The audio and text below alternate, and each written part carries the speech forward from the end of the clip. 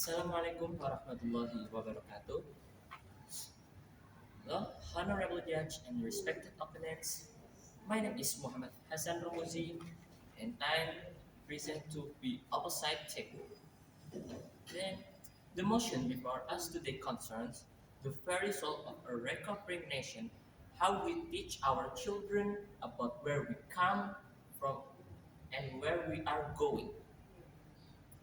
The pro argues that by focusing on bottom-up historiography, the stories of the masses and grassroots movement, we achieve inclusivity.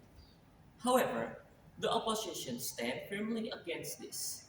We believe that in the fragile, volatile environment of a post-conflict state, the priority of history textbooks must be the establishment of a cohesive national identity and the restoration of institutional legitimacy through the top-down historiography.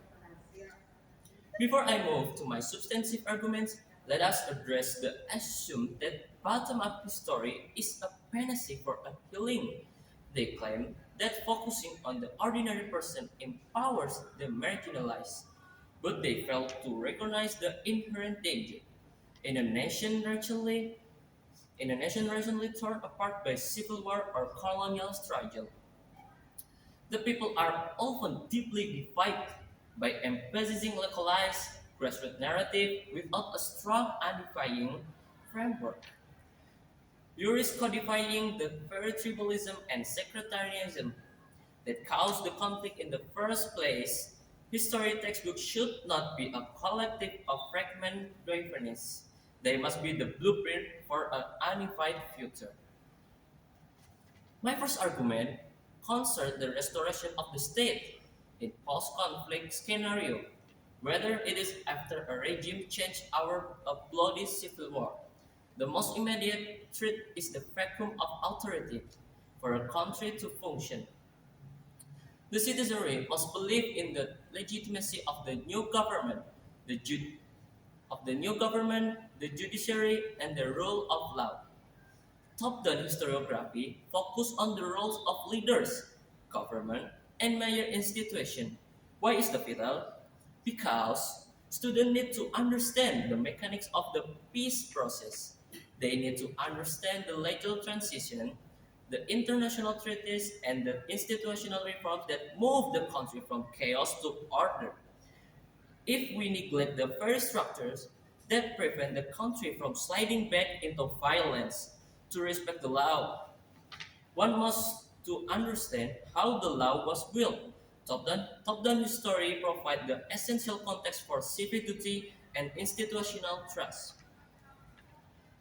And then my second argument is focused on social cohesion. Post-conflict states are characterized by us versus the mentalities. Bottom-up historiography, by its nature, highlight the specific experience of different social groups. While this is academically valuable in a stable democracy, in a post-conflict state, it can be a powder cake. If textbook focus predominantly on how Group A suffer versus how Group B resist, we are essentially teaching children to remain identified by their conflict era levels. Top-down historiography conversely provide a common thread. It focuses on the nation as a singular entity navigating through the history.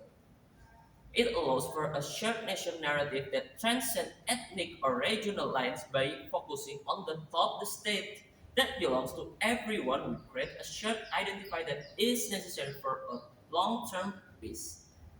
We need a history that says, we the nation survived, rather than my group was better than yours. In conclusion, we don't seek to erase the stories of the people.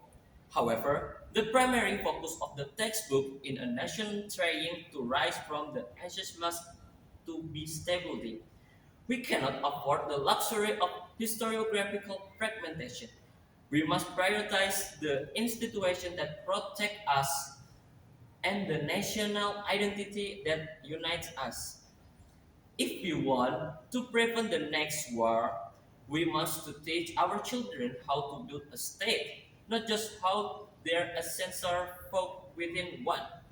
For this reason, for this reason, the opposite side of the house strongly opposite the motion. Thank